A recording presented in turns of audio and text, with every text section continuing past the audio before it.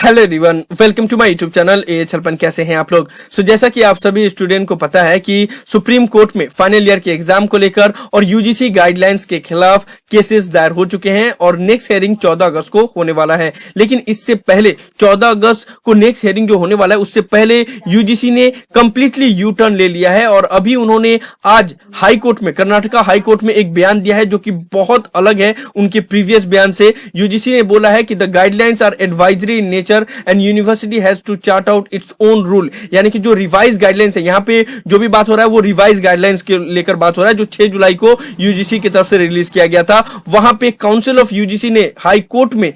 ये बयान दिया है कि जो गाइडलाइंस 6 जुलाई को रिलीज किया गया था वो भी एडवाइजरी इन नेचर था। इससे पहले आप लोग को पता होगा कि 29 अप्रैल को जो गाइडलाइंस रिलीज किया गया था यूजीसी की तरफ से वो एडवाइजरी इन नेचर था, लेकिन जो 6 जुलाई को रिलीज किया गया था वो कंपल्सरी नेचर था। हालांकि इस पूरे नोटिस में कंपल्सरी या एडवाइजरी इस बात का, इस शब्द का यूज नहीं किया गया था, लेकिन क्योंकि एडवाइजरी का यूज नहीं किया गया था और यूनिवर्सिटी ग्रांट कमीशन जिस तरीका से बयान दे रहे थे या उनके तरफ से जो solicitor general of India Tushar Mehta जो सुप्रीम कोर्ट में बयान दे रहे थे उससे तो इतना कंफर्म था कि ये जो यूजीसी का गाइडलाइंस था वो कंपल्सरी नेचर था, तभी वो लोग फोर्स कर रहे थे कि नहीं फाइनल ईयर का एग्जाम लेंगे। अब जितने भी बात solicitor general of India UGC की तरफ से उन्होंने सुप्रीम कोर्ट में जो भी बात बताया उसके खिलाफ उनका सबका जवाब देते हुए एक स्ट्रॉन्ग पिटीशन फिर से दाखिल किया गया है महाराष्ट्र स्टूडेंट यूनियन की तरफ से और उसमें जो भी बातें बताई गई है आप लोग देख लो और उससे आपको समझ में आ जाएगा कि इस बार जो नेक्स्ट हियरिंग होने वाला है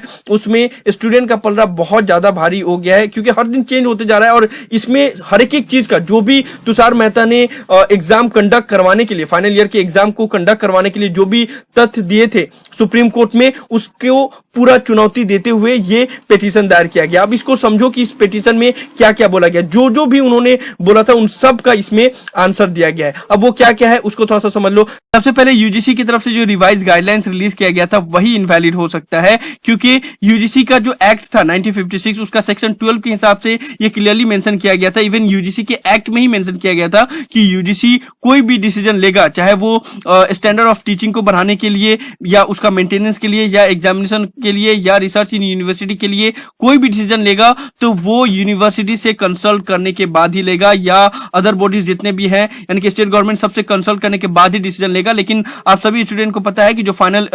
ईयर के एग्जाम कंडक्ट करवाने के लिए जो गाइडलाइंस रिलीज किया गया था वो बिना कंसल्टेशन, बिना स्टेट गवर्नमेंट के कंसल्टेशन के बाद ही ले लिया गया था, क्योंकि ये जैसे ही गाइडलाइंस रिलीज किया गया था उसके बाद से West Bengal government, Maharashtra government, Punjab government, सभी गवर्नमेंट ने इसका आपत्ति जताया था कि ये बिना हमारे कंसल्टेशन के ये रिलीज कर दिया गया। ठीक है, तो सबसे पहले तो यही चीज हो गया। उसके बाद से जो लास्ट में अभी लास्ट 31 जुलाई को जो हियरिंग हो रहा था सुप्रीम कोर्ट में उसमें जो बोला गया था solicitor general of India Tushar Mehta की तरफ से कि सिर्फ यूजीसी ही एक ऐसा संस्था है जो डिग्री प्रोवाइड कर सकता है, वो भी गलत है, क्योंकि यूजीसी के एक्ट में ही ये क्लियर मेंशन किया गया है कि जो डिग्री देने का हक है वो यूनिवर्सिटी के पास है। यहाँ पे आप लोग देख सकते हो सेक्शन 2 जो यूनिवर्सिटी एक्ट 1956 है उसका सेक्शन 2 के हिसाब से यहाँ पे क्लियरली मेंशन है कि द राइट ऑफ कन्फरिंग और granting degree shall be exercise only by a university establish और इनकॉर्पोरेटेड बाय और अंडर अ सेंट्रल एक्ट। उसके बाद से आप इसको पूरा पढ़ना, मैं आपको शॉर्ट में बता दे रहा हूँ कि देखो यूनिवर्सिटी को ग्रांट करने के लिए यानी कि एक यूनिवर्सिटी डिग्री देने के लायक है या नहीं उसको ग्रांट करता है यूजीसी। यूनिवर्सिटी ग्रांट कमीशन एक यूनिवर्सिटी को जस्ट ग्रांट करता है कि वो डिग्री देने के लायक है या नहीं, लेकिन डिग्री देने का जो पूरा पावर है वो यूनिवर्सिटी के अंडर में रहता है, ना कि यूजीसी के अंडर में। यूजीसी सिर्फ यूनिवर्सिटी को ग्रांट करता है लेकिन डिग्री को ग्रांट करना यूनिवर्सिटी के अंडर में है। ये यूजीसी का खुद एक्ट जो है 1956 उसका सेक्शन 2 में ये चीज क्लियरली मेंशन किया गया। तो ये जो तुषार मेहता का बात था कि सिर्फ यूजीसी ही डिग्री प्रोवाइड कर सकता है, ये सर गलत है। तो ये एक्ट को भी, ये जो सेक्शन है उसको भी नेक्स्ट जो हियरिंग है उसमें यूज किया जाएगा। उसके साथ साथ में जो बोला गया था तुषार मेहता की तरफ से बहुत शुरू में ही बोला गया था कि फाइनल ईयर का एग्जाम कंडक्ट करवाना कंपल्सरी है, अगर फाइनल ईयर का एग्जाम कंडक्ट नहीं करवाया जाए तो फिर हम डिग्री प्रोवाइड नहीं कर सकते। और साथ ही साथ जो हमारे प्रिय एजुकेशन मिनिस्टर हैं उन्होंने भी जितने भी अदर जो इंटरव्यू उन्होंने दिया है वहां पे भी उन्होंने बोला कि फाइनल ईयर का एग्जाम एग्जाम अगर नहीं कंडक्ट करवाया जाएगा तो फिर उसको कोरोना डिग्री माना जाएगा। लेकिन उन्होंने खुद अपना ही एक्ट नहीं पढ़ा, उनका ही एक एक्ट है as per section 8 of the UGC minimum standard of instruction for the grant of first degree through formal education regulation 2003 which deals with the award of degree by university. उसमें यह चीज clearly mention किया गया है कि no student shall be eligible for the award of first degree bachelor degree unless he or she has successfully completed a programme of not less than 3 years duration and secure the minimum number of credit. इस चीज को आप लोग समझोगे तो उसका ये आएगा कंक्लूजन कि कोई भी स्टूडेंट अगर डिग्री हासिल करता है तो वो तीनों ईयर का कलेक्टिव असेसमेंट के बाद डिग्री हासिल करता है, ना कि सिर्फ फाइनल ईयर को लेकर। ठीक है, तो यानी कि यहाँ पे तो पूरा ये रूल के ही अलग हो गया। जब आप फर्स्ट ईयर और सेकंड ईयर और थर्ड ईयर यूजीसी के एक्ट में ही रेगुलेशन में ही ये चीज मेंशन है कि जो डिग्री होगा वो first year second year third year उसमें तीनों को इक्वल वैल्यू दिया जाएगा, ना कि सिर्फ फाइनल ईयर को। तो फिर यहाँ पे ये चीज कैसे कंपल्सरी हो गया कि सिर्फ फाइनल ईयर का ही हम एग्जाम कंडक्ट करवाएंगे। तो ये भी जो तुषार मेहता ने सुप्रीम कोर्ट में बोला था वो भी यूजीसी के खुद एक्ट के ही खिलाफ है। तो जो अभी लास्ट जो 10 अगस्त को जो हेयरिंग हुआ था और जो अब नेक्स्ट 14 अगस्त को हेयरिंग होने वाला है उसमें बहुत सारा डिफरेंसेस आ गया, क्योंकि आज खुद यूजीसी ने ही सामने आके जो हाई कोर्ट में, कर्नाटका हाई कोर्ट में बोला कि ये जो गाइडलाइंस रिलीज किया गया था, रिवाइज गाइडलाइंस, वो एडवाइजरी इन नेचर था, वो कंपलसरी नेचर नहीं था और यूनिवर्सिटी के पास खुद का ऑप्शन है कि वो अपना रूल्स लागू कर सकते हैं। तो ये तो एकदम कंप्लीटली ही चेंज हो जा रहा है। तो अब जो स्टूडेंट के पास में जो पल रहा था वो बहुत ज्यादा भारी हो गया है। अब बहुत ज्यादा चांसेस है कि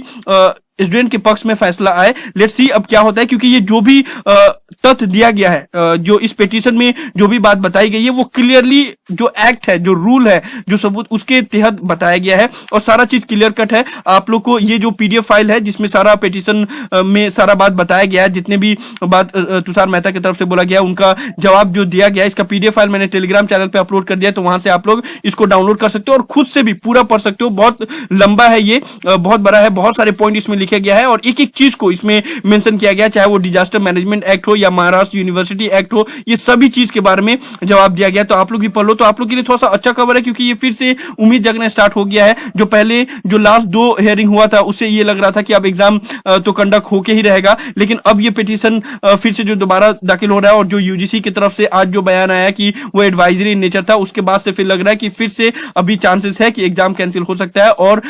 फिर स्टूडेंट के फेवर में जो भी है फैसला आ सकता है। तो लेट्स सी 14 अगस्त को क्या होता है इस पिटीशन के दायर होने के बाद और यूजीसी का ये दूसरा बयान आने के बाद। इवन जो हमारे वकील है आलोक श्रीवास्तव, उन्होंने भी जो स्टूडेंट की तरफ से जो वकील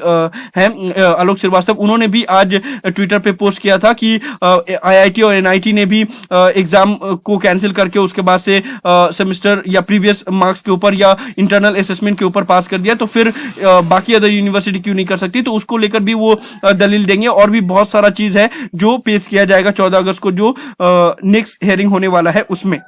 ये सभी हेयरिंग को मिला के स्टूडेंट का जो पक्ष है वो बहुत ज्यादा अब स्ट्रांग हो गया है कि एग्जाम कैंसिल नहीं करवाने के लिए। तो लेट्स सी क्या होता है। ये सभी इन्फॉर्मेशन था जो मुझे आप लोग को देना था, क्योंकि बहुत से स्टूडेंट बोल रहे थे कि जो आज हुआ या जो पिटीशन दाखिल किया गया है जिसमें सारा बात बताया गया उसके बारे में आपको बताना चाहिए। तो मुझे लगा कि ये सभी इन्फॉर्मेशन आप लोग को बता दूं ताकि आपके अंदर भी थोड़ा सा उम्मीद जग जाए, जो कि आप लोग निराश हो गए थे